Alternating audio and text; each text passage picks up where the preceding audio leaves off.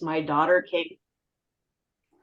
came home in 2005 and said, I want to do the Nordic ski team. And I said, great, what's that? Yeah, 2005. Wow. Jenny? Yeah, I'm Jenny Martin, and I'm the board secretary, and been with the program from its inception, from the beginning. Oh, wow. If you have any questions no one else can answer, she's the lady. Actually, she's being humble. Yes. She incepted the program with her husband, Bill. Okay. Yeah, they started it. So Christy, you're up. So you can give a little introduction so we know what you're doing here. Yeah, I'm Christy Roby. I'm not a coach, but I do the administrative duties for JD at Summit. So I'm representing the Northern League. My main involvement is I've got 2 kids who race Nordic at Summit and with MBSCF. One who's now a freshman in college racing at St. Scholastica. And the other one is a freshman at Summit this year. Nice. All right. Welcome, Chris. Thank you. And Eric, you're up. Intros. We did a round robin introduction.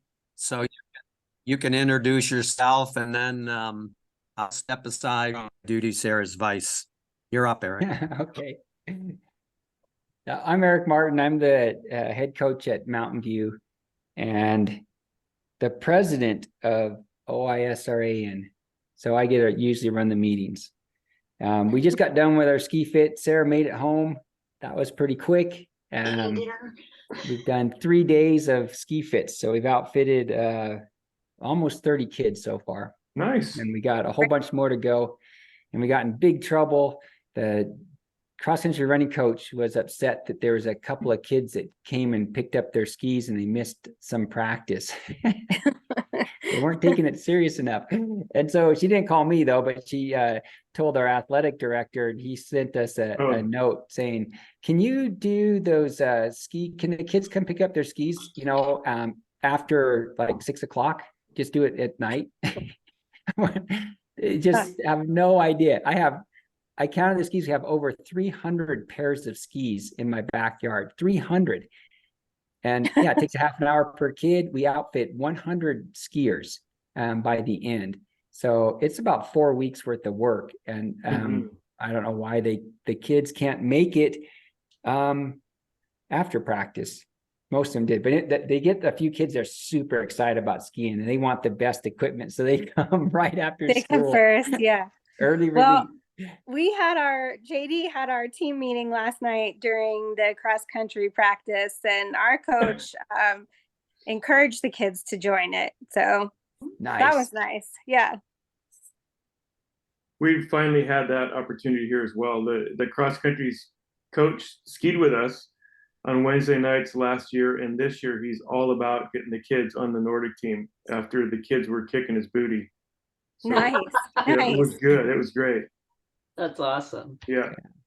We've had the full gamut at Mountain View. Most of the cross-country running coaches are very supportive and they encourage their kids to do it. I think, in Bend, that's how it is. The Bend High coach is, she's really encouraged their kids to do it. And then JD, he's coaching cross-country running, so he just gets all those skiers to come over. It's perfect. Yeah. So Carol is, I don't know. She probably likes it. They do it, but I think she'd rather just train them full for cross-country running. My son ran for her and he said, Alex should probably be doing some weights in the winter. And I told her what our weight program was that we did 2 days a week. And she said, okay, well, yeah, that's probably good. Because it was like 4 times what she wanted him to skip practice to come and do. I was like, we do work out. We really do. Yeah. Yeah. Okay. Let's jump into it since I was late anyways. We need to approve the minutes for the last 2 meetings. And this is kind of Jenny, once she's done with the minutes, she sends it out, so we all see them and reply and review, but we just need it on record, so it don't like we have to go over them or anything. But I need a motion to approve the minutes for May 8th and September 9th meeting. So moved. Okay, and then I need a second. Yep. And Second. all approve. Aye. Well, yeah. Aye. Okay. White paper. Up to the. Okay.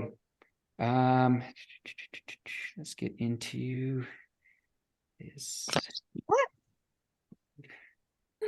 Minutes previous, got it. Resolved to be approved on meeting minutes. Posted.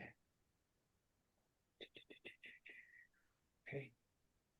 I usually spend a few minutes going over this, but I was a little rushed. So I haven't even looked at the sessions here. 27 pages. That's the minutes. Okay. I don't need that. We need to go, it's the budget, right? Report. Oh, here we go.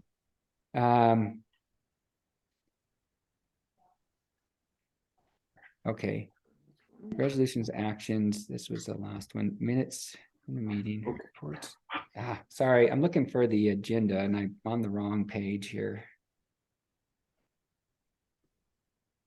You haven't found the agenda for the meeting? As it's an attachment there somewhere. I found it. Here we Got it. go. Okay. Financial report from treasurer and approved for 23-24 budget. In the October 18th meeting, the board approved only the participating fees, did not approve expenses for a budget. So, Sarah, do you have some? Yeah, I'll turn it over to Sarah. Of the budget. Jenny, can I share my screen? Oh, yes, did I do that? Okay, just a minute. Share screen. Okay, so There you go. is it, you can see that? Not yet. Oh, wait a minute. I jumped the gun, I think. There we go. Share my screen. There it is. Okay. So this came out as an attachment. You can see this now, Yep. right? Yep. Okay. So I'm not going to show you the one that has the comparison to last year because you saw that at the last meeting. And this is the same as the last meeting. I'll just tell you what the changes were that I made and tell you some great news. So we had a parent from Mountain View who went around to businesses all summer seeking sponsorships for Southern League races, but also for state.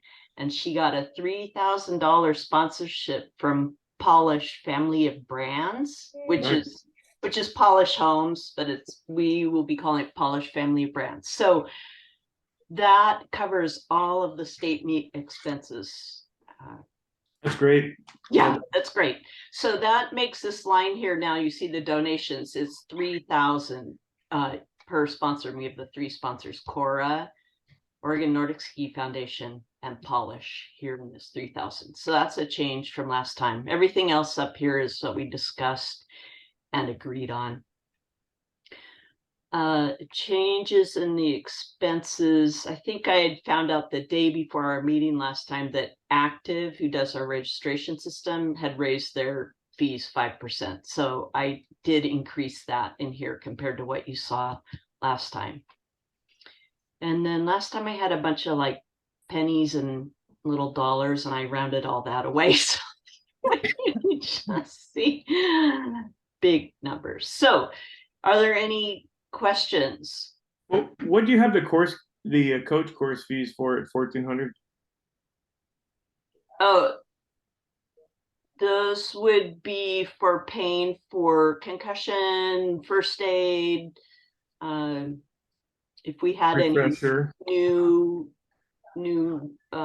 certified coaches, they'd have to do fundamentals coaching or the U.S. Ski and Snowboard. Right. How many new coaches do we have? I don't think we're anticipating that many. Good.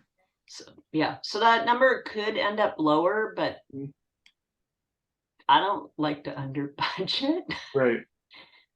That's a pretty big guess, but it's lower than last year's number. What do we pay for like the refresher courses as a group? Ginny, do you know that? We're not doing the those vector courses where we had a refresher every year. We're not doing that anymore. We're going through NFHS, Mhm. and so there's no charge for the. Let me see. I shouldn't say there's no charge. I don't know what the charge is, but we're doing the abuse prevention, reporting, bullying, and all that. Those 2 courses are for every 3 years now instead of Right. every year. And then the first aid, I think it's either 45 or 50, and the fundamentals is 45 or 50. Fundamentals, you do that once, and first aid, you do it every other year. And the concussion, do you know It's how much? free. It's It's free. free. Okay. Mhm. Great. Yeah. Yeah. Great. And then can I ask, will you accept the vector training? Because I know there's some folks that work Yes. in school district, so that still works. Yes, there's a whole lot of things of substitutions that work. In fact, Brooke just emailed me today. There was some new one. And what I do is I call Red Cross and say, does this course cover the same thing as the course you worked with NFHS on? Mhm. And she looked it up for me and said, yes, it does. So if someone that knows what they're talking about makes a decision on what substitutions work. But I know all the vector courses work. The cycling, a National Interscholastic Cycling Association, they have a whole program for the abuse prevention and everything that works. Safe Sport, which is under US Ski and Snowboard, all those courses work. So I mean, all of those are substitutions. Great. And Brooke has a list of them. And if it's not on the list, then ask her and we'll figure it out. Because I did the US Ski and Snowboard Safe Sport refresher, and Yep. there was no charge. Right. Yeah. Right. Great. Yeah, but you do that every year, whereas the other one is every 3 years. Right. So, yeah, Every 3 years, you have to commit, what, 90 minutes? yeah, right. And it's a long 90 minutes. Yeah. Any other questions or comments on the budget? Or someone could make a motion to approve it. So I'll make a motion to approve the budget. Second. Wait a I'll minute, second. Eric, you can't make a motion. Has to be. Oh, I will. So moved I then. will I'll move. This is accept the John. motion. That's John's job. John so moves. Okay. Okay. I'll second. Okay. Any opposed? Okay, passes. Okay.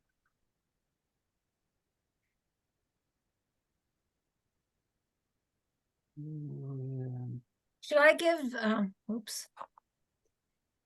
See, should I give Dave a call and see if he's just Sure. gotten? Yeah. And we'll continue. Okay.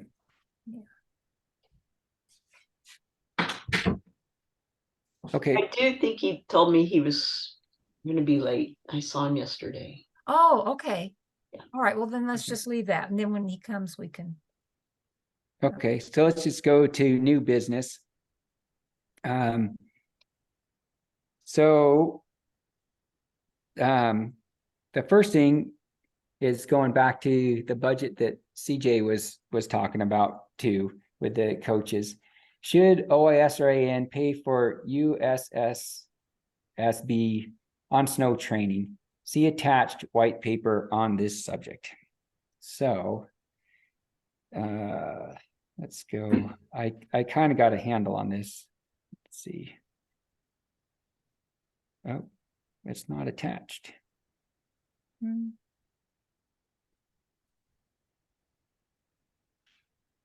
Where was that attached? Mom? Want me to The share? white paper on that explained it. Says I should- remember reading it. It was written out.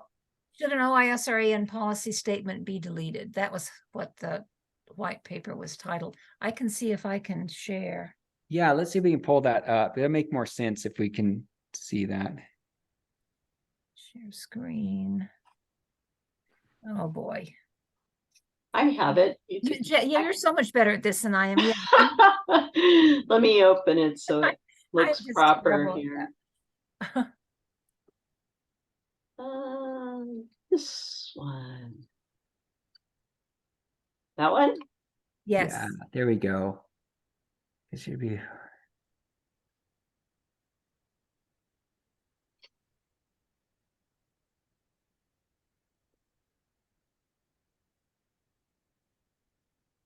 Okay, has everyone looked at this? Did you look at that attachment before? No? Okay. So I'll summarize really quick and then we'll see if my summarization connects into it. Before you do that, is this the cost to the organization or per coach fee? This is per coach. Okay. Yeah. So But wait, it is a cost to the organization, Chris, CJ. I'm sorry. I heard if that we wrong. reimburse, right? No, wait, right now, the policy says we reimburse for everything. And additionally, that's what this says. We pay for all the US Ski and Snowboard initial membership registration, so you get the fundamentals. But it says additionally, even though the level 100 certification is not required, we would pay for it if a coach wanted us to. Mhm. Okay, so that's the question. Okay. Right. And so I'm thinking we should not pay for it, the second online. When we first brought this up, it worked out pretty well, but then in practice, it didn't. So you have your $150, the US Ski and Snowboard annual membership fee. And then you paid that, and then you could take your fundamentals course. And that's what we wanted to get out of it. So you paid was it $10 extra for the fundamentals, or was it included in it was $10 extra for the fundamental. Okay. And then you could take an online or on snow, and then you could become a level 100 coach by taking this on snow certification. But what happened is that it would usually not happen the same year. So you'd have to go to the next year, and then to take it then you have to recertify, you have to do another annual membership, and then you had to pay the $180 on top of it. So it ends up being pretty expensive. For a new certified coach this season, if you signed up, the cost that you would incur would be $160 for the USSB 2023-24 coaching membership fee and the fundamentals course, and then $330 more because you'd have to, by the time you take the on snow, and which is this next weekend, so that no one would be able to get it done in time. And so then you have to sign up again the next year. So it just didn't work. And if the coach wants to become a level 100 and they're set on that, we're paying the initial membership fee that first year, and they got their fundamentals, and that's what we wanted, was the fundamentals. But the on snow ends up incurring quite a bit more cost. It's explained there in the last two bulletin points, if that makes sense. I don't know if I explained it very well. Having gone through all this last year, one of the problems I see is if you do go through the level 100 on snow, it only qualifies you to be a coach for, and I can't remember exactly what it was, but it was like 12 and 13-year-olds, which was relevant because we're all coaching high school athletes. So it's not until, I believe, if I recall, it wasn't until level 200 or 300 that you were actually qualified by the US Ski and Snowboard to be a high school coach. So I was one to bring this up before. It just doesn't make any sense unless your long-term plan as a coach is, to work your way up through the levels. But that's the first level, and I think it was even level 200 was irrelevant to a high school coach anyway. Okay. You can now do it within the season. It's definitely possible. They're giving some better options to do it, but it just doesn't qualify us for anything that we're doing, actually. Yeah. Okay. The only question I would have then in the wording is, so it's 150 a year. So like myself, I paid the 150 last year and I was reimbursed for it and I took all the courses. And then this year I had to do a refresher course and I paid a 150 again this year. And so the question is, do we want to reimburse that 150 every year to keep the coaches current within the US ski and snowboard? Or is that a one-time getting through the fundamentals and all the online training that you need to do with them?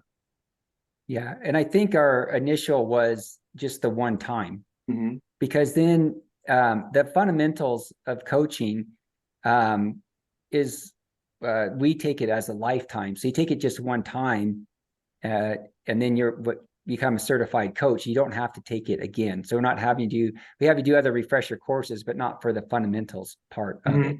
Because I took a different test. It was through the school. I can't remember what it was called, but it was another.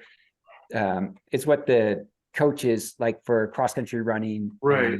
and football National High stuff. School Association one. Yeah. Yeah. And so I took that when I got my certificate 22 years ago, and I still have it. I think it was a worthwhile course, but it was a big commitment for that one. It was, I think, a full weekend. We were on in person back then. So, and I think this was just a way to get the fundamentals.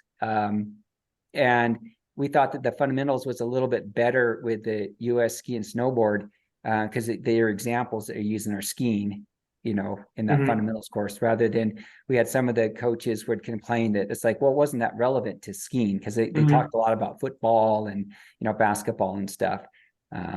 So it's just, and you can still take the other fundamentals course like through the school. So we have a cross country running coach that already has his certification. He doesn't have to go and do the US ski and snowboard one. He just can use the one that he has already.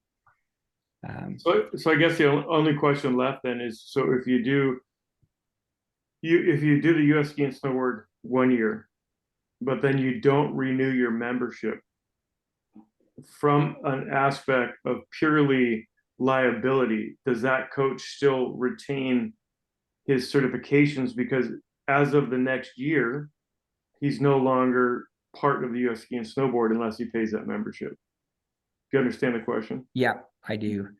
Yeah, I don't know. Right. It's a gray area right there. Yeah.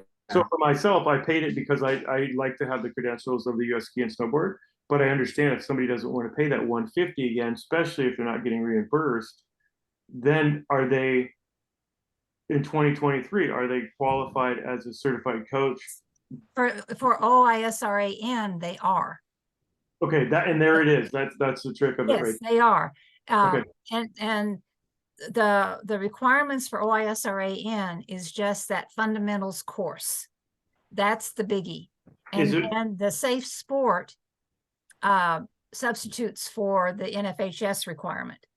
But we have the US ski and snowboard fundamentals course is a requirement for a certified coach. And then that's it. They take it once. And then after that, you can take just NFHS courses and be certified for OISRAN. And so it's just once. Is there do we have a number of years that's associated with that, or is it a one-time deal? It's a once lifetime. What Eric's talking about is an ASEP class that he took back in 2000. And that's what the schools used to use before they went to NFHS. Schools used to use ASEP. How many coaches are we talking about that would renew every year, stay in the USSA versus a one and done? Is it just the head coaches at each school, or is it any coach who wants to? Right now, it's every certified coach has to take that initial fundamentals. They have to join US Ski and Snowboard 1 year. Must do that. And they don't have to, because they could do it through the school. Yeah. Yes. I'm sorry. You're right. If there's some options. What he's saying is that if they've already taken the NFHS prior to this time, it was grandfathered in that worked. The NFHS course worked. If they've already taken the NFHS because they were a school coach that works. So NFHS substitutes for the US ski and snowboard requirement in that respect. It does. But it was a new thing we brought in just last year, Christy, just last year that we started doing this. And when you talk about how many coaches, it's only certified coaches that have to get certified through the US ski, through OISRAN. I'm trying to think of how many certified coaches there are. Probably a dozen total. Okay. I'm guessing about a dozen, maybe 15 certified coaches. And of those certified coaches, how many would be new and who this would affect? CJ is the only one I know that is still signing up for US ski and snowboard. Okay. Even the others just did it once. So there's not a whole lot of coaches. You're exactly right. It's to be an isolated situation. It's probably CJ is the only one I know right now who's continuing to keep his membership with US ski and snowboard. Okay. And then the other classes that you mentioned, that the other coaches are doing like every 3 years or so, that includes something that's comparable to safe sport and some sort of avalanche training? Yes, it is. Yeah. Okay. Yeah. US ski and snowboard doesn't accept the NFHS courses, but Right. OISRAN accepts safe sport courses. Yes. Okay. Yeah, I've done them both. The big difference is, at least with the US ski and snowboard, it is relative to Nordic skiing. You know, they reference Nordic skiing. They don't just talk about volleyball, football, and in the high school sports. So, I mean, it's a good course. It's a lot of time, but it's a good course. Mm-hmm. And you know, to answer your question, Christy, I think it's the minimum the head coach has to have those, but for insurance purposes. But it gets a little sticky if the head coach is the only one with it, because the insurance says that coach has to be on site all the time when you have kids. And so if you have a situation that the head coach can't go and he's the only one, it gets really sticky really fast. So usually there's two coaches that go Who are certified through exactly. Yeah. Through USSA. Mm-hmm. Mountain View has 4 certified coaches, which is just an option given. It's good to encourage coaches to want to do it. It's great. It is. Yeah. You know, I'm wondering, when you have a coach like Eric who did it in the 60s and he's still riding on that thing. Yeah. I got my money's worth.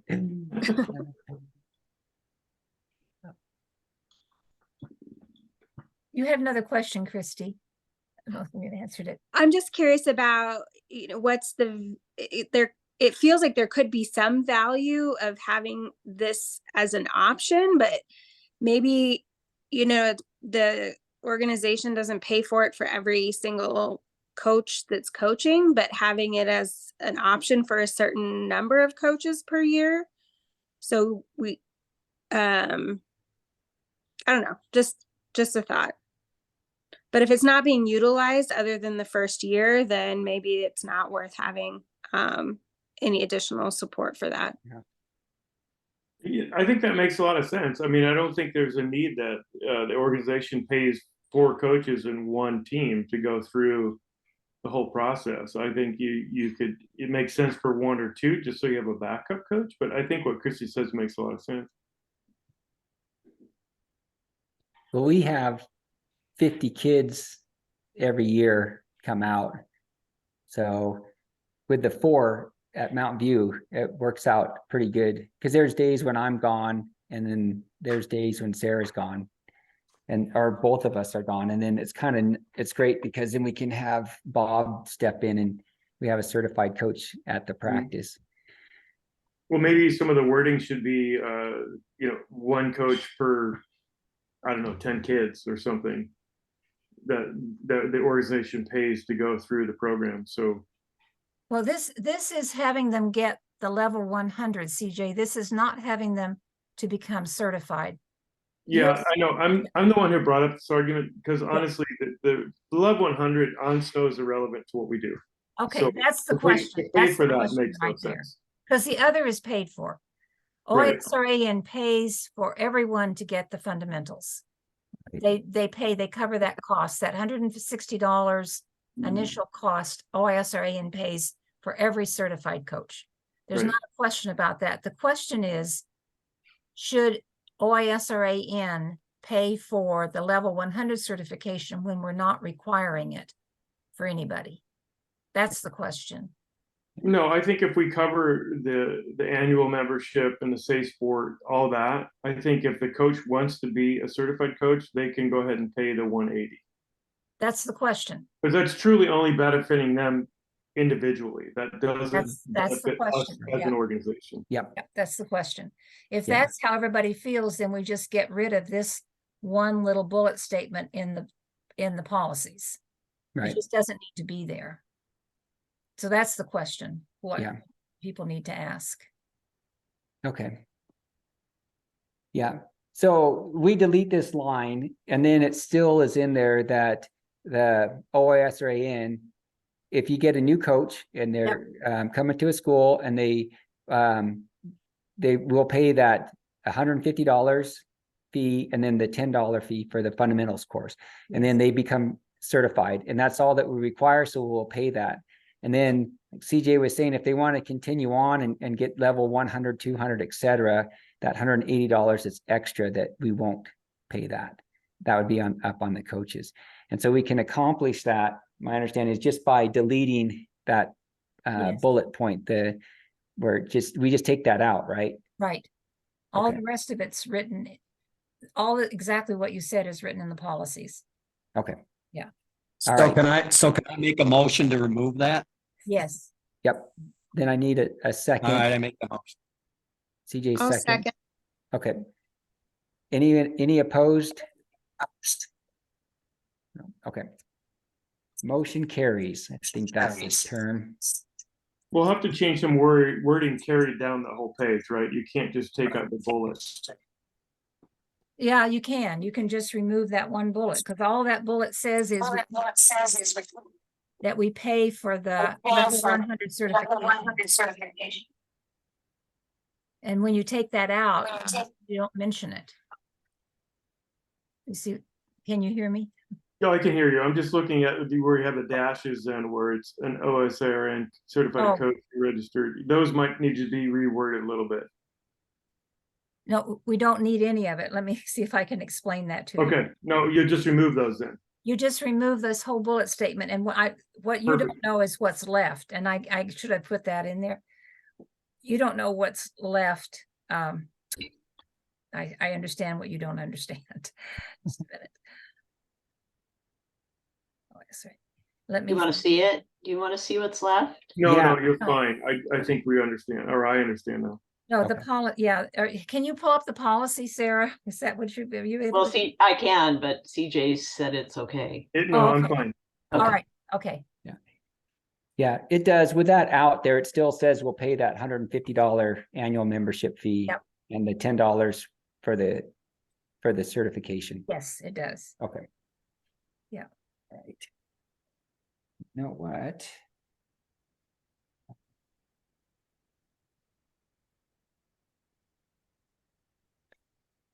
Dave Munson's not back yet.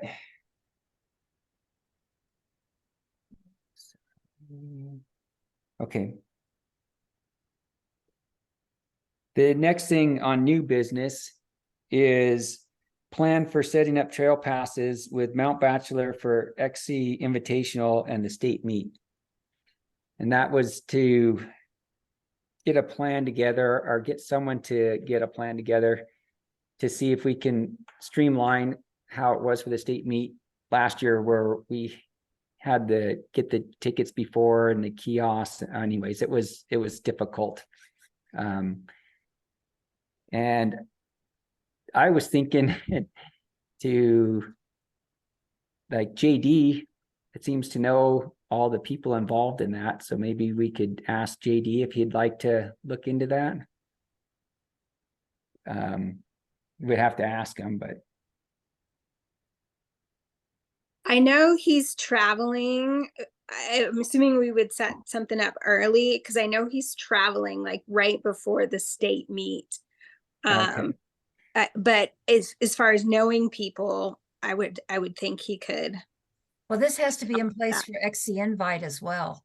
Okay, so it has to be in place early. Yeah. Yeah. Yeah, so we get Was it. last year's, was that a hassle? Did people Horrible. trip on that one? I have no idea what happened last year, but I'm happy to ask JD, assuming he knows what happened. Sarah knows. I know quite a bit what happened. There's a lot of backroom work beforehand to get it even sent out to the teams, where we had a team of 3 parents from Mountain View matching up all the voucher numbers with all the state meet skiers, and then they had to send that out individually, right, to each skier. So they take the individual's name with the 2 voucher numbers for the 2 days. Oh, yeah. And sent that out to every single person, every single person. Right. And then every single person was responsible for going in ahead of time and signing the waiver, and then getting a pass, getting the card either in town or at the mountain, getting there early at the mountain. Mm. And that part went okay. They were, if you live in Bend, you can go to the office, and they were super helpful. The kiosk at the old mill was broken. And then CJ, you must have gotten your cards the day you arrived. So Yeah, we did okay, but I understand the problem with getting the voucher numbers tagged to each kid. I didn't think through that one. So it was just a really big job, and we had to backdoor it because of the way Bachelor loaded them. They don't just send it to us in an email and a spreadsheet. They loaded them into a Bachelor account for us. Oh, So we figured out we could just go copy every single voucher number, and then we sorted them and applied them to names in an Excel spreadsheet. Yeah. It was a lot of work. I know that. It's a lot of work. Those gals stepped up. How does MBSEF do it for races? The J and Q. Do they all already have Bachelor passes? Not the Spokane, Metau. So they're probably going to have to do the Other same kids. thing this year. They just started it right before our state meet last year. We didn't have to do it for XC Oregon. So they're going to have to do the same, unless they're just buying their tickets themselves. Are they buying their own passes, or are they buying it through the organizer? See, where it's like we're buying it as an organizer in Right. bulk. I mean, my kids have the season pass, so I haven't paid a lick of attention to how any of that's been working. Right. But I know there's definitely like the Spokane kids, the Hood River kids, Metau Valley, that are all coming for the Bachelor J&Q that would have to have a pass somehow or another. I don't know how they're getting it to the teams. Well, is MBSEF organizing that race? They organized the Bachelor J&Q. All right. Well, you'll be happy to know that one of the moms who did all this spreadsheet matching is helping MBSEF run those races. Hmm. So Which mom? Andrea Shockey. Oh yeah. So she knows what has to happen. Yeah, and I know for our state meet and for the XC invite, the kids that had the season pass didn't get a discount for it. They were treated as if they didn't have a pass. So they had to buy, or we had to pay trail tickets for them. Really? At both of those events, even though they really? had season passes. Yeah. But the whole purpose of you getting the card, the whole purpose is that you've signed the waiver. Right. That's the whole purpose. So Is there no way for Bachelor to let the numbers be generated as the kids log in to get it? Maybe, but that's not how their tech team set it up last year. Yeah, it just seems like, you know, like when my kid was on the team last year, it seems like when she logged in to buy or add it to her cart like they had it, that's when it should generate the number. Because you still have to go on their website and pick the event and the day.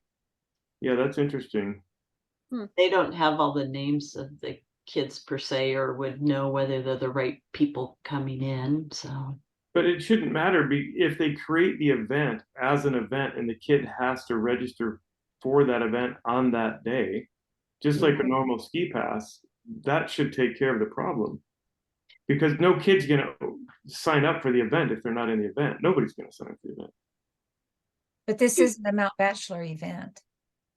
This is a high school event, so they don't, each individual kid does not sign up for the state meet.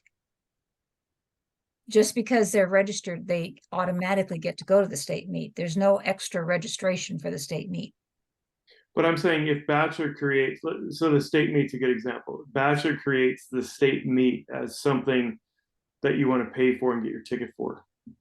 And so you choose it out of the menu, and like they did last year, you add that to your cart. And then you would sign all the waivers if that's what they're after, because it's the only thing in your cart. You're not, you know, you've just picked that day. So I think it But just they seems don't like pay. something that has to be worded correctly with Bachelor, because it should be much easier for them to create it as an event rather than generate 300 numbers and try and get them out to certain kids. They were using the card as Right. proof that you had signed a waiver, right? So you Mhm. had to go through the electronic gate and have it read your card. So that was proof of the waiver. So you can't just have a list of people and say, oh yeah, these people signed the waiver. They were trying to control, have more control over who was entering the trails that they had signed a waiver by requiring the cards.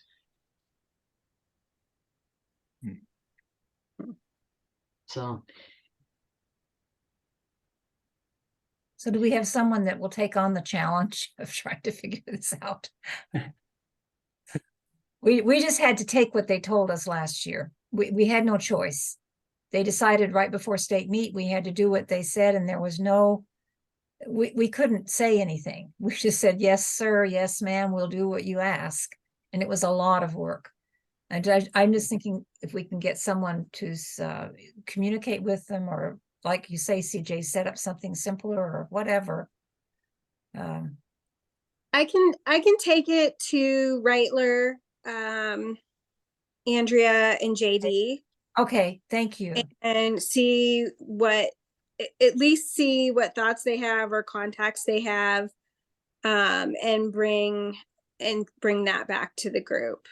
Because I know Reitler has to get the J&Q set up for December. It's usually like the weekend after the Meisner race, I think.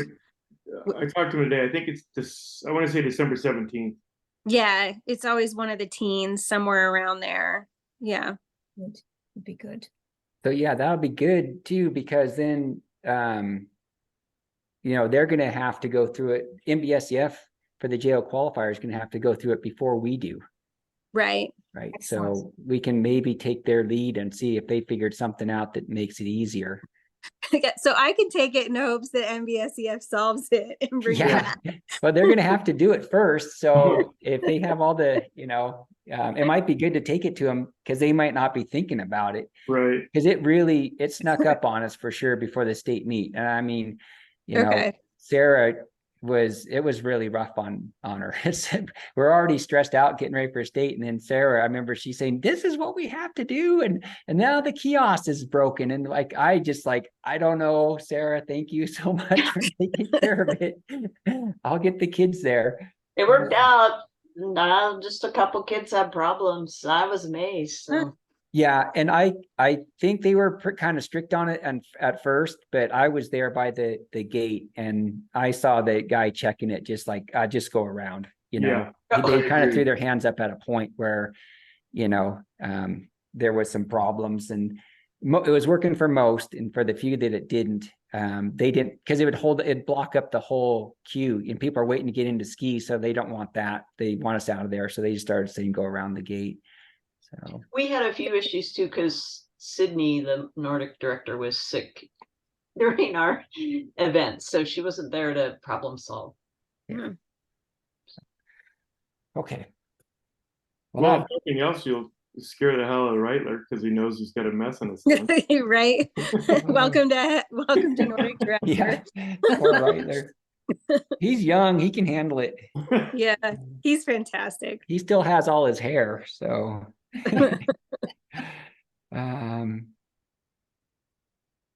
okay. What's this ways to communicate organization rules? Oh, I know what this is. So, but when we get to the state meet and everything, we always get questions on the rules and how things are supposed to go, and they're written down. You can go to the website and pull up the rules and find them and read them, but most of the coaches don't want to, or they figure they did it once and will remember. So Ginny had made some quizzes and was seeing how that worked to try to just make it fun, not have it required. But trying to get away, I thought it was a good idea. It's just trying to get a way for people to maybe take those quizzes and give us some feedback on what they thought. And the quiz is designed to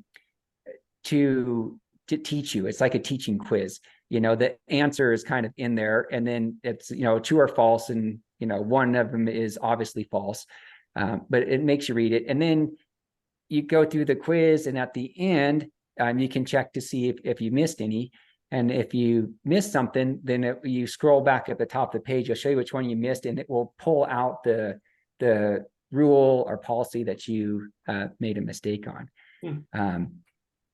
So it's just trying to get the coaches just to get a little bit more informed. We do change some rules every once in a while, and then we put it in the minutes, we post on the website, but I don't think every coach always just like, oh, they had a board meeting last night, let's get on there and read those minutes right away. It doesn't always happen. We put a lot of effort in, but I was just trying to get some feedback on that. I took one of the quizzes. It was fun. I try to give, Ginny has made them, and we were talking about it, and I said, you need to get the artificial intelligence, to read these rules in there and auto generate. And she said, I did. I used AI to generate these quizzes, and to give me, here's the parameters, enter it all in, and give me some true or false answers. So she's put quite a bit of work into it. And I just, the way to encourage the coaches, it's right when you go to the OISRAN website, it's right on top. It's just called quizzes. And maybe if, some of us on the board can take those and give Ginny feedback on, make them longer, make them shorter, make them funnier. I thought there was some humor in there. There are some good ones. So, that's what with that. Has anyone seen the quizzes? Anyone taken them? No. Okay. I took them all before they were published. Oh yeah, you helped on them. How'd you do? I took it, and when you get to the bottom, you have to, you say submit, your answers.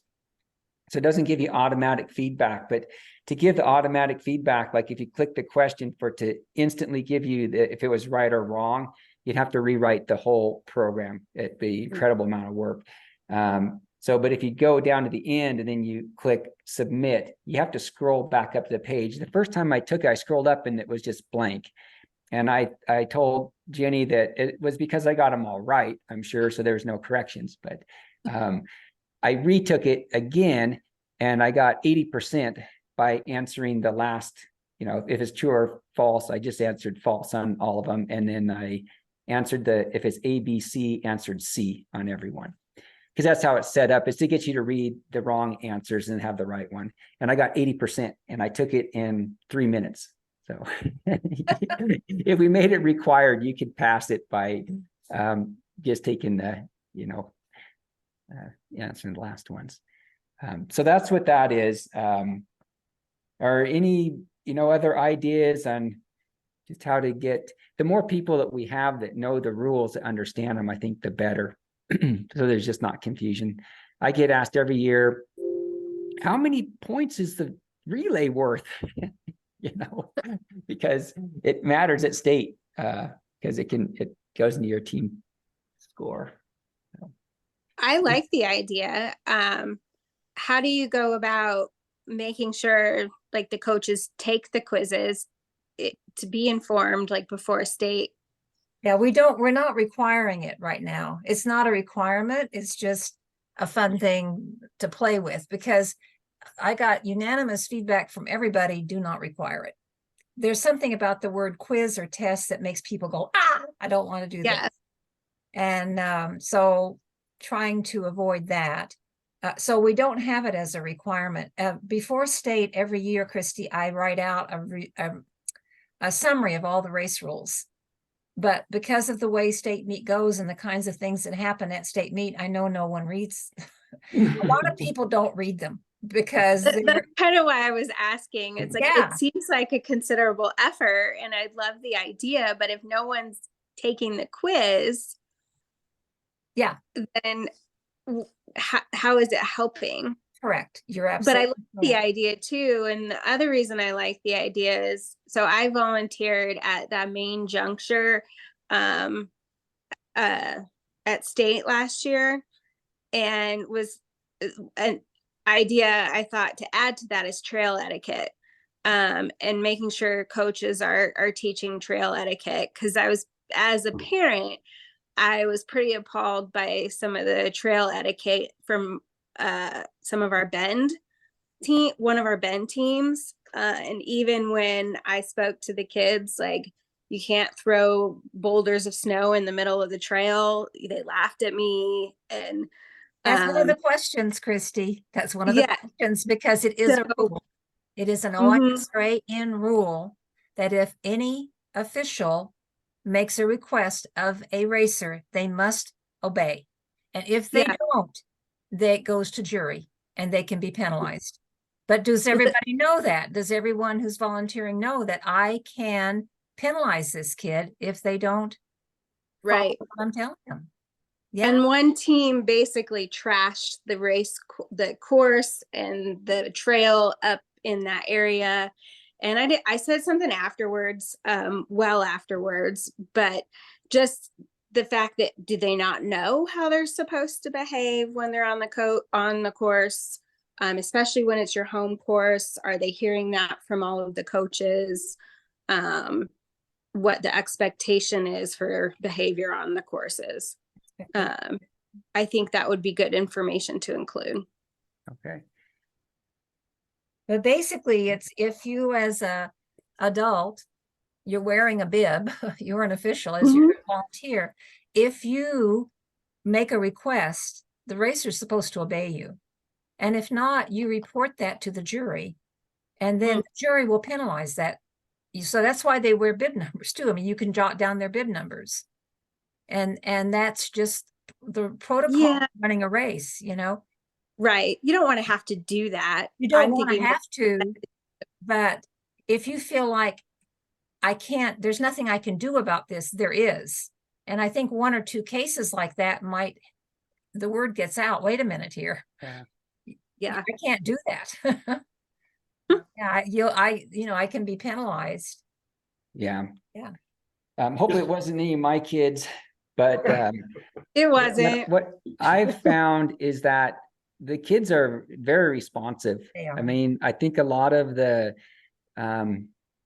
people don't give them credit, but what I found is if you let them know what's expected, they're great kids. I mean, Yeah.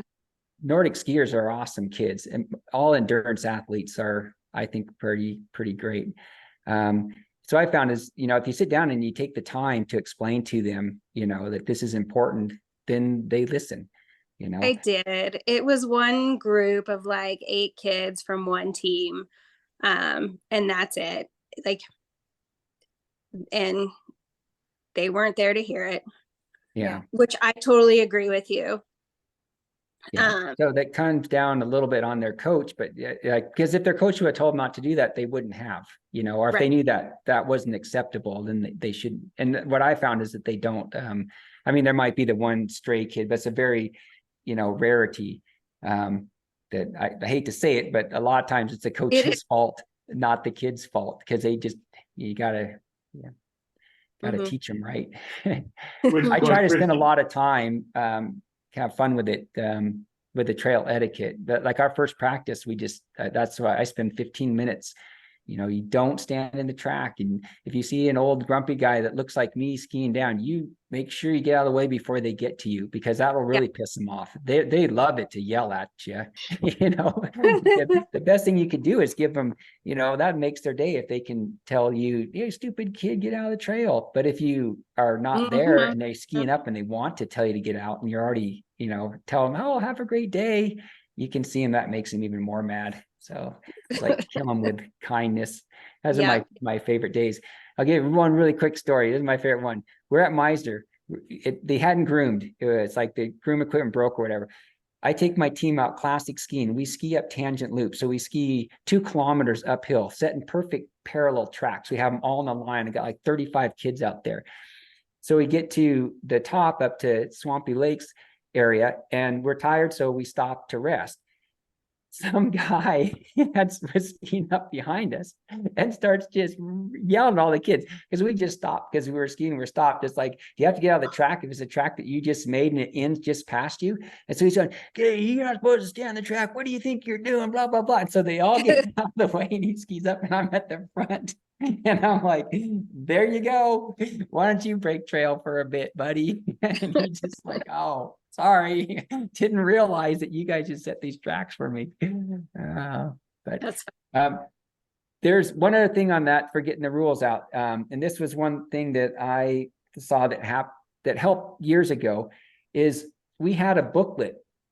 And I think my mom made it, Jenny made it. And it was it fit like in your pocket. And it was like waterproof material, and it just had the rules in there. Now we have all the rules and everything is on the phone. And, at Bachelor, like especially with state, you can look it all up. But for me, back in the day, 16, 17 years ago, I remember we all had these. They were blue and they were OISRAN rules. And we had this little booklet. And so if there was something in there, someone's asking questions, man, you could just flip through that book really quick, because you could use it as a reference. And then there's the rules right there. So I don't know if you think that would be a good idea. We could make these booklets up, and, if the coach wants them, we could make them and hand them out so that you had one, if you think that would be a good idea. Or if the phone works. Jenny, I made one up, so I carry one now. So it's just easier for me. My brain works that way. I can look stuff up faster in a booklet than I can on my phone. Most people aren't that way. Jenny, when you did your summary for state, how many pages is it? Do you remember? Page and a half. Okay. Yeah, I don't know why as coaches we couldn't hand that out at the beginning of the season when you have the kids do the team meeting and, go through it with them relatively quickly, or ask them and their parents to go through them, so at least they have an idea. But I think, I agree with Eric. A lot of it just falls on the coach. And in saying that, I hope it wasn't my kids that caused the problem, but I think a lot of that just falls on the coach. And you see at state, there's a little bit of groupthink that happens. These are all amazing kids, but they get in a group and there's a bunch of kids, and I saw some of my kids do some stupid crap last year, and it was like, come on, you guys, you know better than this. Come on, pay attention. If you're not skiing, I expect you to be out on the course cheering on your teammates. I don't expect you to be in here ravaging through food or whatever you're doing. So I think as long as we are clear with the coaches, the expectations, and maybe publish some of those bullet points for the coaches to go over with their kids. Alan's there, hell, Smollen's there. He's going to watch everybody anyway. So, I mean, we've got enough eyes that know the rules. I think it's just a communication issue with the kids and expectations. So what you're saying is you think a summary statement at the beginning of the season would be helpful?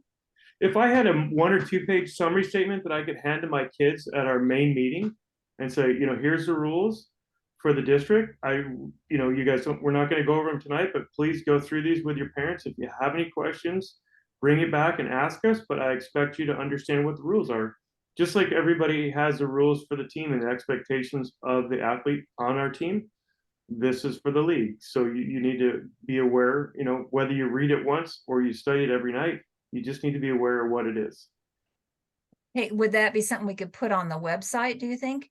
Versus me sending it out, or do you want it, how would you want that? You want? I think if you put it on the website, then I would be happy to print it out and give it to my kids, because I know tangibly if I hand it to them, I expect them to know what it is. If I say go on the website, I don't. It's been a long time since you've had a kid in the house, but the internet and the website thing, that's a battle in itself. Yeah. I also like the idea of the booklet. I think that could be handy, especially for state. So, those folks organizing it don't get bombarded, and just a quick reminder. Right. It's not a bad idea for coaches to have, and they can even, refer their athletes to that and the parents, like, hey, yep, here's the rule, kind of quickly. That would be handy, I think. So you want it as a like a PDF, a document that I mail to all head coaches?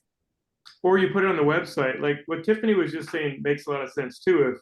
If the coaches can print it off the website and we can hand it to our kids. And then when we put those packets together for the state kids, and somewhere on that packet it says, please familiarize yourself with this link, and that links to that page. So they, we just direct them to that just as a refresher. Okay, all those things, like Sarah did all that work last year where you went on and you had to follow directions to get through to get your pass. Maybe one of those is you click on that rules link. okay, There's there no way was we can rules- verify that they actually did it, but at least it takes there some was work. a rules link on there last year. Well, there you go. I never even saw that. That's exactly what Not me. that's exactly what the issue is. There was a rules link on there last year. Mm-hmm. On the whole, in the state meet section, there was a rules link, and it was that page and a half. So it was there. So how to communicate it? Maybe it's just we have to communicate it more directly with the coaches. Okay. So The there needs to be expectations more of the coaches. reminders. I think so. I think they get, coaches get so busy with organizing things. Just send it out like, hey, don't forget to go over these things. These are really critical things, or these are the big issues we dealt with last year. Make sure you're familiar. Make sure your athletes know. It doesn't hurt to bombard them with, just send them that. And if you think the rule's a priority item, then maybe instead of it being in a list of items relative to state, it's the 10th item or something. Instead, you just send one communication, and it's just about rules. And here are the rules. You need to review these before state as a separate. Something like that would be really helpful, I think. Yeah. Mm-hmm. Reminders are always good. I'm a little spoiled. Sarah sends out reminders. If I type in Sarah on my search, the computer starts smoking. It just here's all your letters. But it's great for me for that reminder. So I think the same with the coaches. If you're getting a few reminders, that's fine. If it's coming from someone that if it's OISRA secretary, or you're like, oh, this is something to read, pops up. Oh, it's a reminder about the rules. So, and that going to the coaches, I think would be good. I don't mind the extra reminder. I kind of like it just because I'll usually just read it right then. If it's a few things, I'll just, oh, yep, that's a good reminder. I'd forgot that.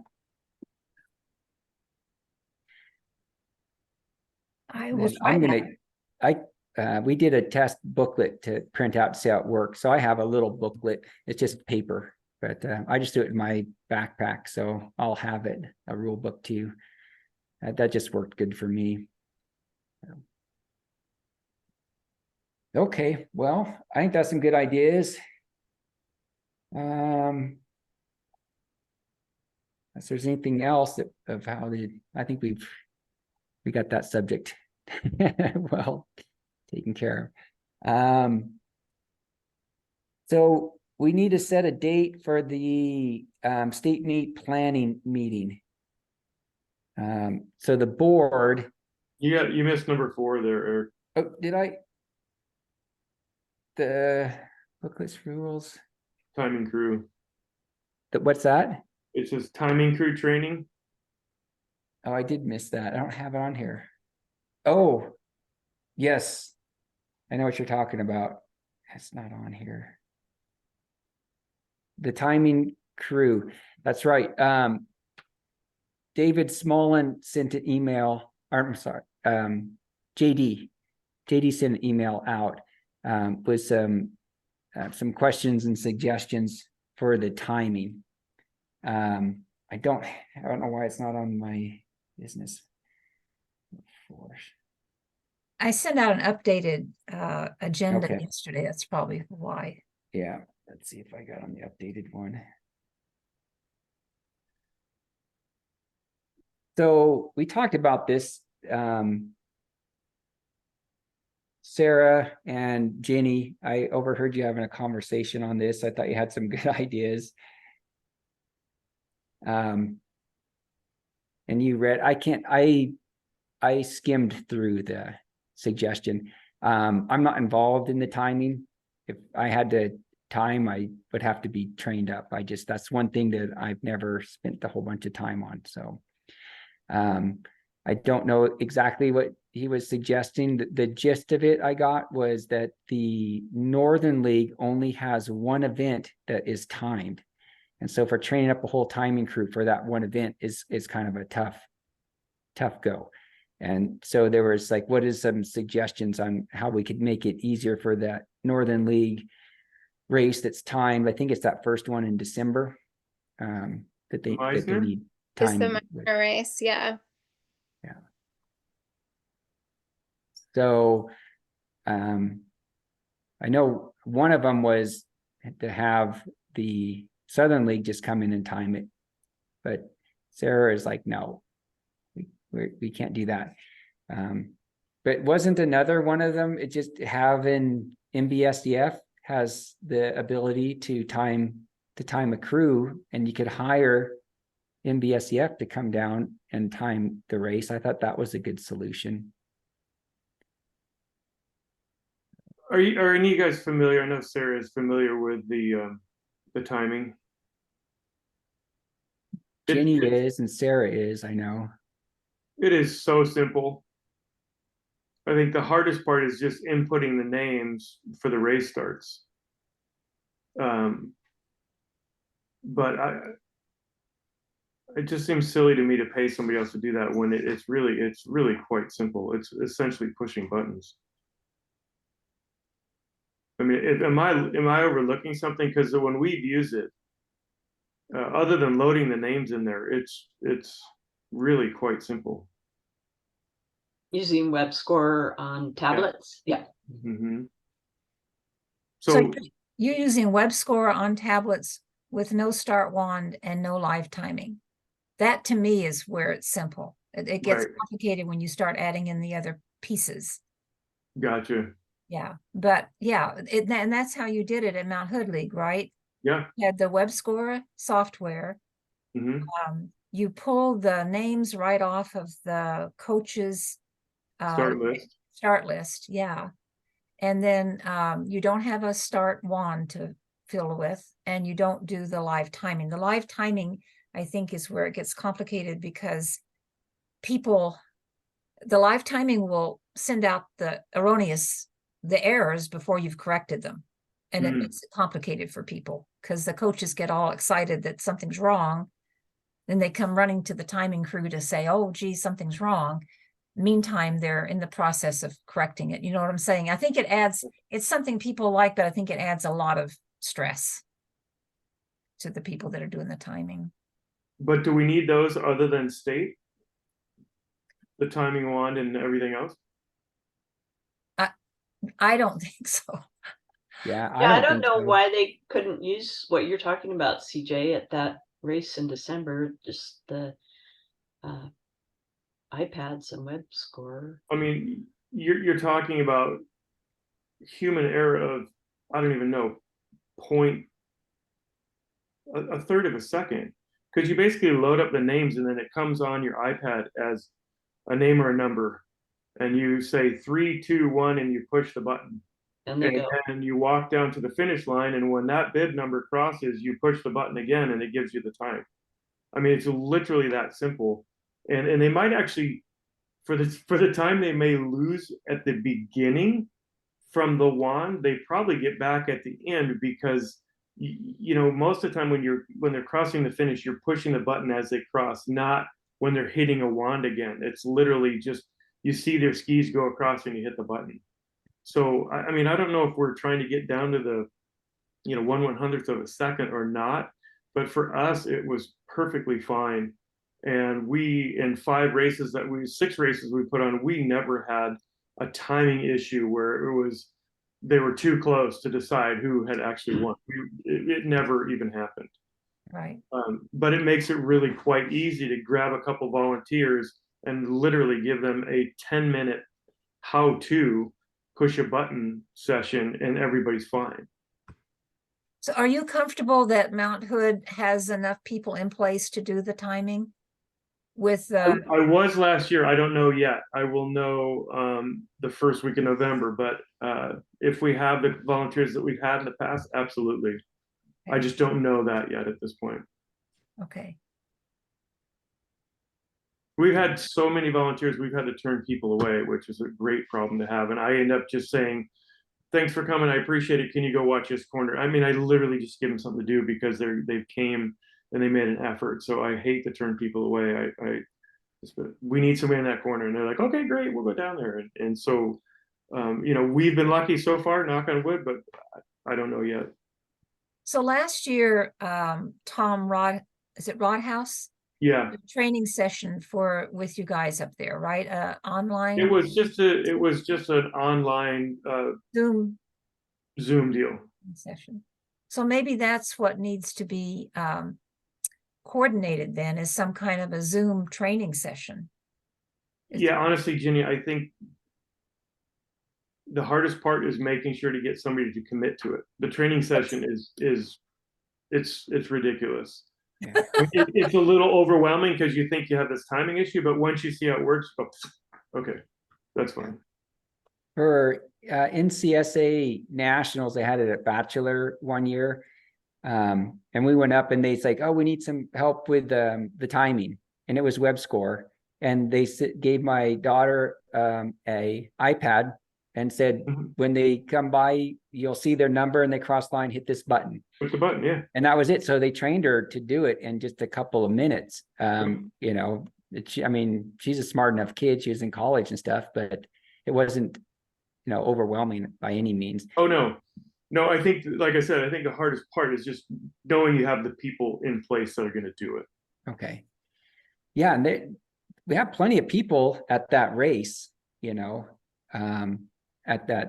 it's the first race. Everyone's really fired up for it. So there's a lot of volunteer help there. In my recollection, the only tricky part is we only paid for so many keys. And so you could only have so many computers running the web score at a time. So there was a little bit of communication, making sure that you had a key, 2 keys for the race. So you had to communicate with who had it last to make sure they signed off so you could sign on. But, and then making sure that you had at least 1 or 2 iPads, because we always did 2 as a backup. You can actually run the damn thing on your phone, but we never tried that. But we just had 2 iPads and it worked. It was flawless. I know they did a race at NBSCF. It was you ski different segments. And so they had an uphill segment, they had a downhill segment, and then they had a flatter segment, and they're all separate. And so you get a start whenever you wanted. I was like, how's this race going to work? I was so confused. And I get there to the downhill segment, went first, and they said, okay, whenever you're ready to go, just go. Okay, so I went and they hit the button when I left. And then they had a person at the bottom of the hill and they stopped your time. And then they said, well, when you want to start this next one, just let us know. And it was a climb out of the hole, and you climbed out and they stopped the time at the top, and then you did another section and there's another person there. So they had 3 or 4 people, and it was all coordinated, and it all worked, and it was all on that web score. I thought that was, and I think they just did it because they knew they could, because that program was so simple to run. And it was a fun event. So, all right. Yeah, I'm thinking without the wand, without the live timing. I know in the past when we were just doing the stopwatch timing without the wand, we had figured out what the human error would be. And so you just say, we're timing this within, I can't remember what it was, a half a second. Do you remember, Jenny? Yeah, we said that the results were only good to the nearest second, but nobody likes that. There was a huge discussion about that, and what you're doing when you're saying it's good to the nearest 1/10 of a second, when you're not using a wand, what you're doing is you're automatically breaking ties. You're basically flipping a coin to break a tie, because without a wand you can't really get accurate to within a 1/10 of a second. Yeah. Yeah. I think what we did though then was, if it was in a half a second rounded, it was just called a tie. So if a kid came in within a half a second of another kid, we say, well, this is within the human error, so it's just a tie. So we did have ties, not always, but you'd have sometimes two ties in a race, and you just say it's a tie because we can't time it that accurate. And we went to, I thought it was with a half a second, maybe it was a second with rounding. It was a second, yeah. Okay, a second with rounding. But nobody liked that. And then there is, like, you're right, Eric, there was a real, it's in the rules still, a very complicated thing with the stopwatches, how you can get it within a 1/10 of a second with stopwatches. Yeah. It's very complicated. I think that most people are happier not to have the ties. That was a big deal. The coaches just didn't want the ties. Plus, when you're doing results, ties are more to fool with, more stuff to fool with. So you just let it's just random. Yeah, you're breaking the tie with a random, like a coin flip. So you got lucky. Your mom was at the finish line and she clicked the stopwatch a little extra quick, and you won by a half a second. Yeah, but yeah, you're right. They were fine with that. Then they were, I think we did go to that, and we started letting it be the tiebreaker. So we were putting down to the 10ths when we weren't accurate to the 10th. And I just tell the kids, if you're within a second of someone else, you've tied, or you may have even beaten them, even though they're ahead of you on the results. And most kids were fine with that.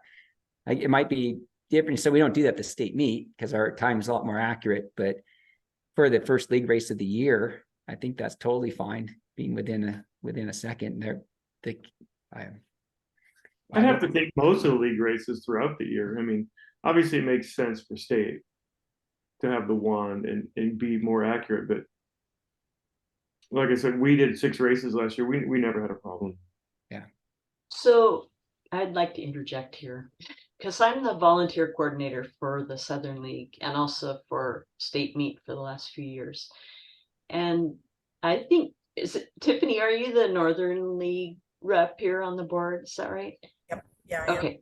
So I'll kind of talk to you to give you info that you maybe can take back to the Northern League, is that there hasn't been a robust effort or ability, or no one's really a volunteer coordinator for the Northern League, so that there isn't an established crew of people who are willing or who know that they could volunteer at the race, or who've had the opportunity to say, I'd like to do this, that I'd even want to work on timing. And I think that's been part of JD's frustration, and maybe why this came up. And I know it because I asked JD, can I have your list of volunteers? For state, can I have your list of volunteers who did timing? Can I have your list of people who did course monitoring? Well, we don't really have any. No one's taken the lead on that, on creating a volunteer base.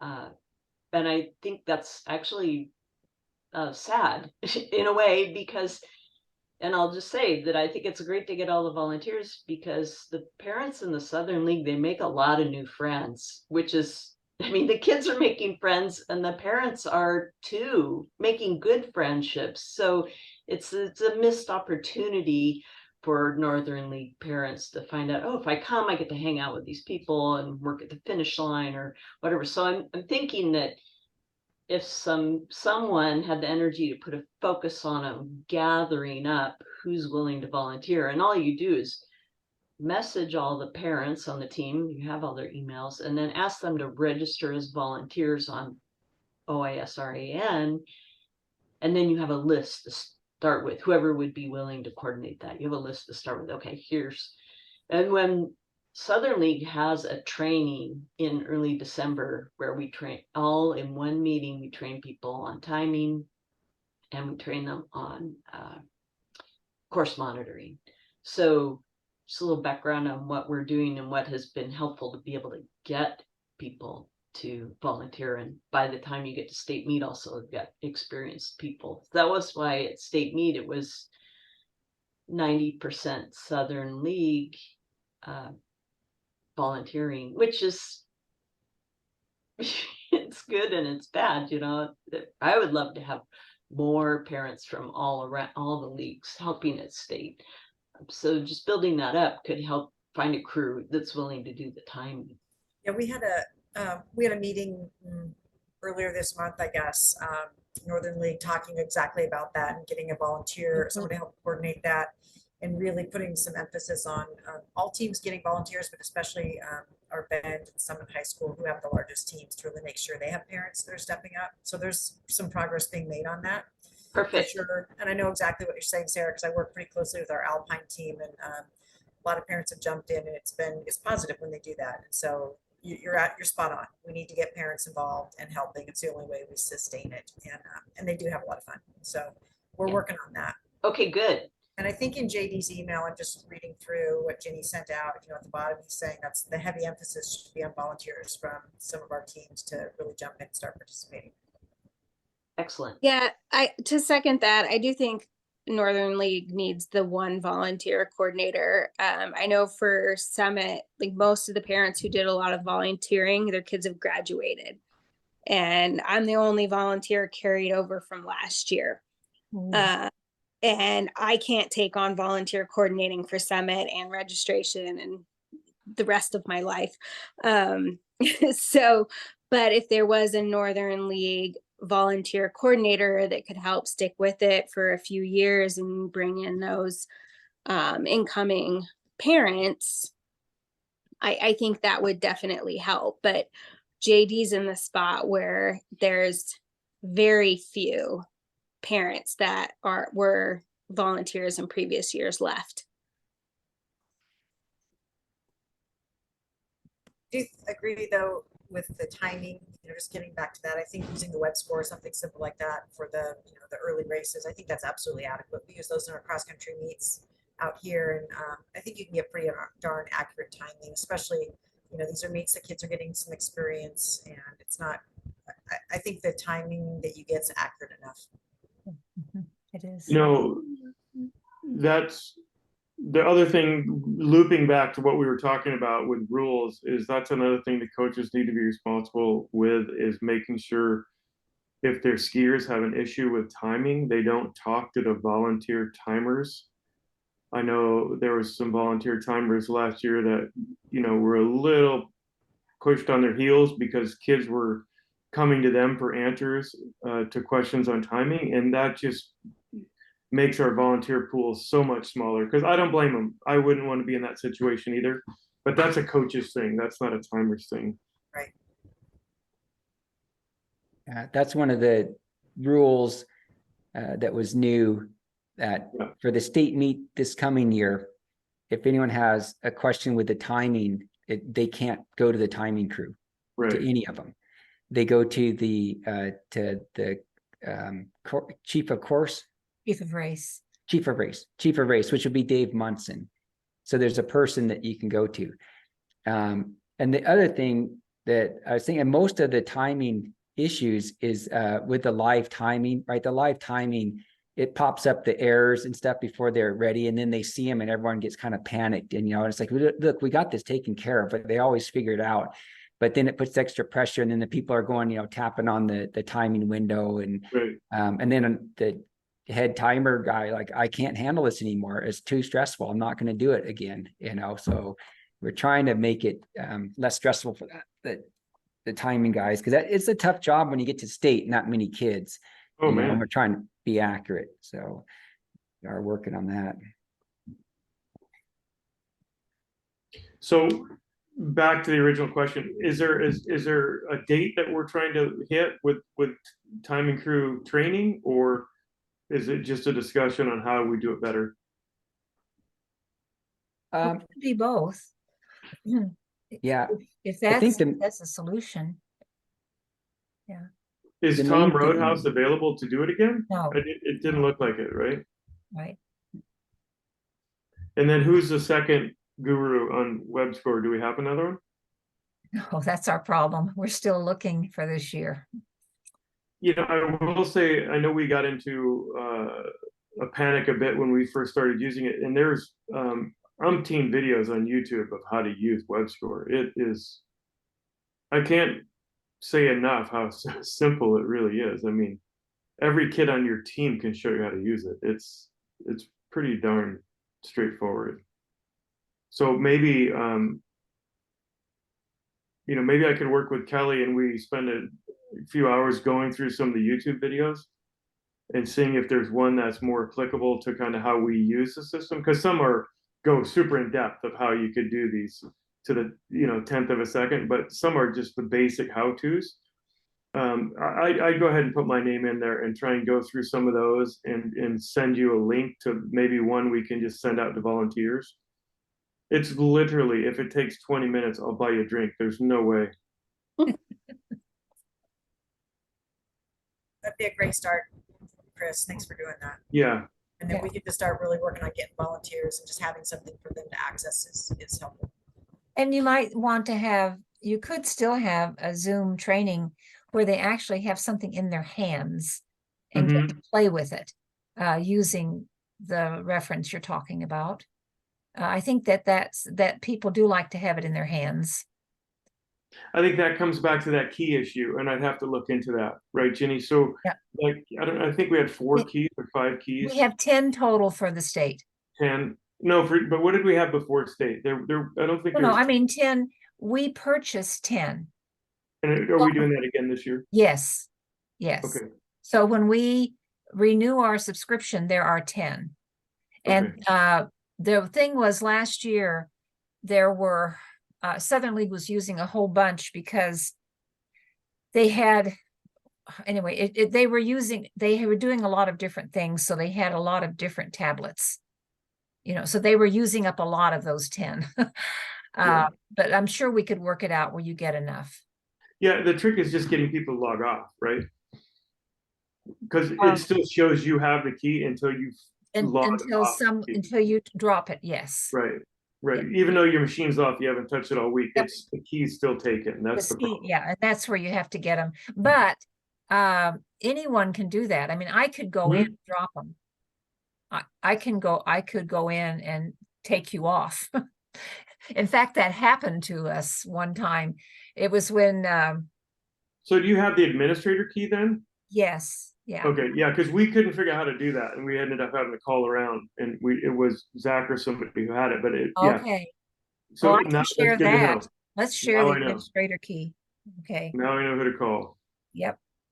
Well, no, I'll just make a note to share it with you. Yeah. Yeah. Okay. Because there's plenty there. There are plenty there. I got kicked off when Rodhouse was doing his training. He did it at night, and he didn't think I would be on for any reason. Of course, no one in their right mind would be on for any other reason, but me. This is all difficult for me. So I'm in there practicing in the evening. I'm practicing. I've got my WebScore going, and I'm doing practice races, and he had kicked me off so he could have enough keys for his class. I said, what happened? And that's exactly what happened. So yeah, he was able to kick him off too. So anyways. Okay, we got that part worked out. Okay. So we may still need a date, as I'm thinking, it still might be nice to have a date where people can say, okay, I can jump on and, ask questions or something. Yeah, it probably has to be early December before the Meisner race, just Yeah. so Yeah. people have a chance to get their volunteers in place and get to know people before you're asking them to give an evening for something. Yeah, okay. Who's putting on the Meisner race? It's Redmond teams. Okay. David Smullen's in charge as far as Okay. chief of the whole thing.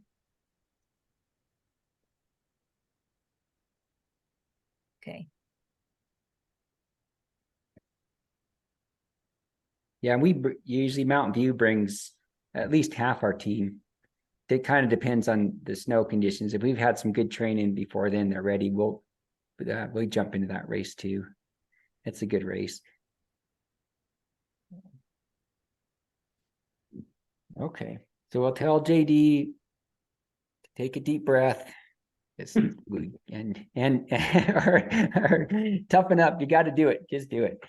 Yeah, because I kind of felt the same way, CJ. I was like, I hate to have to pay someone outside, to do it if it's something that. But if you don't have any help, then that's Right. something you have to. So, but it sounds like as easy as, like I said, I haven't done it, so I don't know much about it. The timing, that's one area I'm not very well versed. So. No, it's we run the slide and glide with that system, and it's really quite easy. Okay.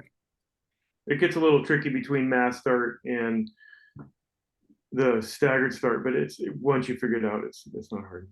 Yeah. So that the race that the Meisner one is a staggered start or interval start too. The interval start's actually easier. Yeah. All spaced out. Okay. So now we'll go to set the date of the state meet planning meeting. So it's not like we plan out the whole state meet. It's usually a pretty easy meeting. We just go through sections. It's like, okay, who's going to supply the course monitors? And that's then like, okay, well, the Northern League will do that. And then the Southern League will take care of the timing. And so it's just to divvies it up for which school finds someone for what positions. Is Andrea going to do the state meet coordinator again for us this year? I don't know. I haven't Yeah. asked any questions, so do you want me to ask her? Well, she's done it in the past. We have 2 of her kids on the team now, so She's amazing. maybe, yeah, she does a lot because I know she's helping out with the JO races too. So she went to MBSCF and worked with the JO qualifying rate and the citizens races that they're putting on. And she came right from there, right over to do ski fits for the kids and then off somewhere else. And so to boot back together for us in her spare time. And then was field dressing a deer that her youngest son had shot. It's like, wow, I don't know. Some people, I knew some kids like that in college. They're like how do you do it all? But she does it all. So I don't want to burn her out, but yeah, if she's willing to do it, that's great too, because that's such a huge help. But anyways, Jenny, do you know the date? Like roughly when do we need to have this meeting? Like how far? Well, sometime back? in December. It seemed to me like we always had this meeting in December. In December? Okay. Yeah, because before the whole race season got started, because once race season gets started, nobody has time to. Yeah, so maybe, okay, in December, October, November. And is that Meisner race? Is that on a weekend or is it on a weekday? Wednesday. It's like a Wednesday. Is it the 14th or the 21st? Or wait, I'm not Wednesday. Is it the 13th or 20th? Yeah, there you go. 20th. 20th. No, All right, it's on a so- Wednesday. It's on a Wednesday. So it'll be the 13th or the 20th. 24, 2000. Oh, Pretty yes. sure it's the 13th this year. Last year, we had the state planning meeting on November 7th. Oh, it's, We it's actually in did. my calendar. It's the 13th. Okay. So you want to do it before then, because that starts getting busy. So last year was into November. Thank you, November Sarah. I 7th. didn't remember that. Oh, wow. Okay. Yeah. What's this going on here? Oh, gone. November. Okay. Um, I'm sorry, I didn't remember that right. yeah. Let's see. November. I am good the end of November, like the 27th to the 2nd of December. Is that good week for people? That works for me. What day? Grab what date? You want? I just It's a Monday, a Sunday. on a Sunday. It's 22nd is Sunday. Say the date again. I was just pulling up the calendar. I was thinking of November 27th, which is a Monday, Oh, November, I'm sorry. through December 2nd, or just through December 3rd. I'm actually good that whole next week of December too. I'm gone the week before that. So when's Thanksgiving? 28th. 28th, 24. 24th. 23rd. Yeah. 23rd. So yeah, 23rd. that's, Tuesday. Oh, I'm in so the let's do wrong it year. yeah, so the week after Thanksgiving, or 2 weeks after Thanksgiving. Yeah, that works for me. Those 2 weeks. Okay, let's go. Does a weekday work best for people, or does it matter? Should we make sure Andrea can be there? She's. Oh, yeah. Yeah. Well, we I could set feel it. like she's gonna say yes. Yeah. She's gonna say yes. Yeah. I know. So, Do you want to do a poll after you talk to Andrea for the dates that work for us, Jenny? well, if you guys can figure out what dates work for you, then I can tell her. Just, it's nice that you're all together to talk about it, I think, rather than doing polls, but that's just me. How about November 29th at 7:00? That's a Wednesday. Yep. Yeah, that should be fine. Anybody that won't work for? Works for me. Okay. Okay. And if We'll that do doesn't that. work, I'll do a poll, Sarah. If that doesn't work with Andrea, I'll do a poll. Okay.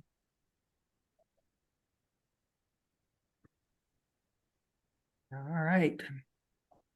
Everyone's team looking good. I think that's about it. I did, Brian from Caldera has quite a few kids have come over that we've outfitted with skis. He's thinking their team will be in the teens, low teens. Great. So that's awesome. Starts balancing the leagues out a little bit better too. Our Lapine might have 3 boys for Lapine. We don't have a coach for him to do dry land. And then Eugene, we got the provisional kids are coming over and getting set up. So I have a few provisionals from Eugene, but I don't know if any of the high school age kids for sure. What's going on with Eugene. And then Mountain View, we've had pretty good turnout. I'm guessing between 45 and 50. So we've had some good recruiters as far as the kids that are coming back liked it. So have some good hopefully we'll have some good numbers. At least half of the girls are brand new. So 50% will be new skiers for the girls team. Seems like a lot of underclassmen too, freshmen, sophomore, boys and girls. That's like we're getting the numbers. So that's a good sign.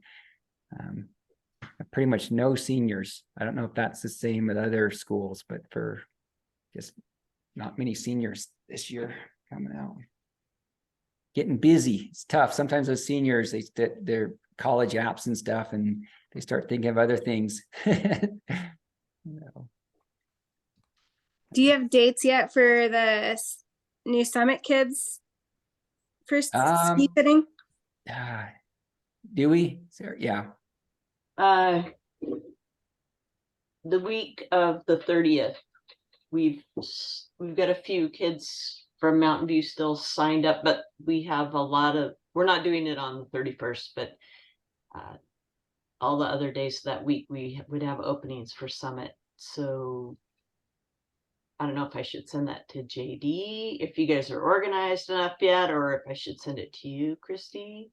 You can send it to JD. That's Okay. Or both of us. Either is fine. Okay.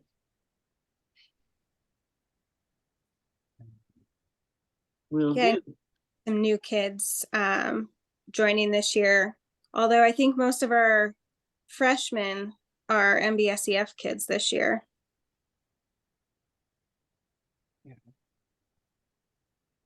Let's see. Good. Yeah, I heard from JD saying that he didn't think the team would be real big. But I don't know what that means for what's big and what's not big. So, and it varies the closer you get to, like all of a sudden you'll have 10 kids come out of the woodwork. I was trying to look at the equipment, like I tell you the dates that we have some good openings, but I can't find that list. Yeah, right now I have about 16 kids on the list. Okay. And how many of those do you think would need equipment? I don't think a lot. I recognize at least half of them. Okay. From previous years. Okay. We did rent to probably 15, at least 15 Summit skiers last year. So some of those might be back to rent. Some of them, yeah, maybe some of the repeat kids did get rentals last year. Yeah. What do you guys charge for your gear rentals? It kind of varies. We have it just split simply old equipment, new equipment. If it's older than 5 years, then we call it old, and then we go $2 for the poles, $4 for the boots, $6 for the skis, Mary. And then if it's newer equipment, so it's less than 5 years old that we've just purchased and we haven't gotten any revenue back from it, then it's $25 for the skis, $25 for the boots, and $10 for the poles. So at the most, it's about, if they get all brand new stuff, which I don't think we do, it's just we don't have out that much new equipment. But it ranges from $25 for the year to about $90. Yes. And most of the kids, it's probably around $45, $50 for the equipment. But like I said, I have over 300 pairs of skis, and I probably have 150 pair of boots and probably close to 250 pairs of poles. So yeah, so when the cross country running coach complains to our athletic director that we were fitting kids for skis and they missed practice, like the whole team, it was like 2 kids, and they tell us, well, you should fit skis at midnight or something so you don't interfere with the other sports. I'm like, give me a break. I was kind of pissed. And one is that I know the running coach. Why didn't she just call me? Right. My kid That's ran the for biggest one. 4 years. Why'd she go to the athletic director and get us in trouble? And I said, too, Carol, it's kind of on her, because she could have tell the kids, don't skip practice to get your skis. They didn't have to. None of them did. We have openings after practice is over. Like all the varsity kids came over today at 4:30. Is that they'd already ran? They're in their running clothes. So anyways, I was I'm like, I'm trying so hard. And then I get, well, Sarah, I haven't read my emails yet, but Sarah got an email from the athletic director. It's like, oh no, we're in trouble now. So, but we got a lot of equipment. So we can definitely, if there's any Summit kids that need it, we can set them up. And, same with Redmond, if you're short on something odd, like there's a kid that needs a 48 boot, there's a good chance I have it. I know Bend High, we've done that too. we had one year where it was like size 42 boots are out in the whole United States. It's like, can I get a 42 boot? I say, oh, I have, what do you want, in, or we'll take anything, but I actually had them. So we got a good supply. I might jump in on that. Redmond team was amazing with sisters last year, and hopefully we can tap into their resources, but there's a possibility we might need some support as well, Eric. So, okay. I got all that out in my backyard. okay. And we got some nice stuff too. A lot of it's still that the SNS. It's about 50% of it, and we're trying to anything that breaks, we replace with the in. But it's still pretty good. Skis are amazing. The skis last years and years. Boots, 5-6 years. I try to encourage the kids to buy their own boot, but not very many of them do. I try to tell them, it's like my garage, all the boots are in my garage, and I go out there and it smells like a locker room now. It's like dirty feet. I'm like, oh. What my house smells like with 2 kids doing it. Yeah, now put 100 pair of boots in there. It's horrible. My wife's gonna leave me. Why did you get divorced? Oh, my garage stunk. We did a 3-day camp in the Meta last year with 20 kids, and there was like this mudroom entry, and everybody put their boots in there, and it was unbelievable to walk through that room. It was brutal. Where was that camp? We took all the kids to the Met-Tow, and we rented a big, huge house, and we had a blast. It was just so fun to ski 20 mile point-to-point skis and things with the kids. But they would all leave their boots in this entryway, and by the end of the night, you'd go all the way around the other way of the house not to go through that room. It was so bad, so bad. That sounds fun. Yeah, you need a raise, CJ. Oh, it's all fun. It's all good. I don't have a life from mid-December till March, but other than that, it's wonderful. Yeah.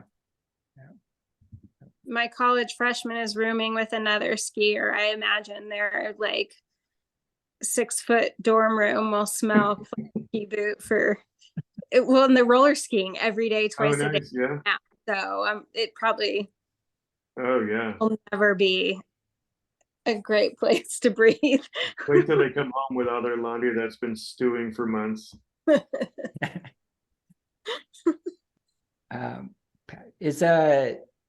Is his coach Patrick Weaver? Is he the coach there at I lived in Vermont. Yeah. No, well, they got a new coach this year at College of St. Scholastica. It was Maria something, but Maria went to the U.S. ski team. Okay. St. Scholastica. I think Jason something is their new coach.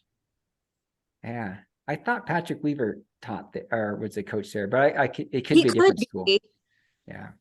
Yeah, because the names all changed over, so I don't remember who the new coaches are. Yeah, I think he'd still be there. So he was a 2 or 3 time Olympian, and he raced for that factory team, the Solomon Subaru factory team. And so he was here in Bend, and then he went to St. Scholastica, if I'm saying that right. That's where I thought he went to coach. So he's a good guy. Is that just a women's team or men's, women's? Men's, women's team, yeah. It's both. Yeah. So I'm thinking I must have the wrong school. It's in Duluth, Minnesota.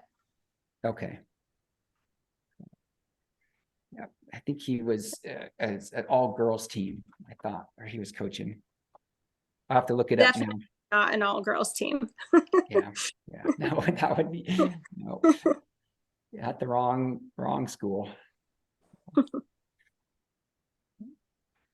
All right. Well, I'll let you guys all go tell ski stories all night, but I got to go get dinner. 9 o'clock dinner. Sarah, I hope you got some food. She had a banana for lunch. I don't think she had breakfast. I did too. I had lunch before I came to your house. Oh, okay. I know you're getting about to bonk there at the end and had to get a banana. I'm more so, I can ski a 50K and not be as sore as I am from fitting skis for 3 days. My back and shoulders is wrecked. All right. All right. Well, thanks everyone. Have a good night. Good night. Thanks for your time.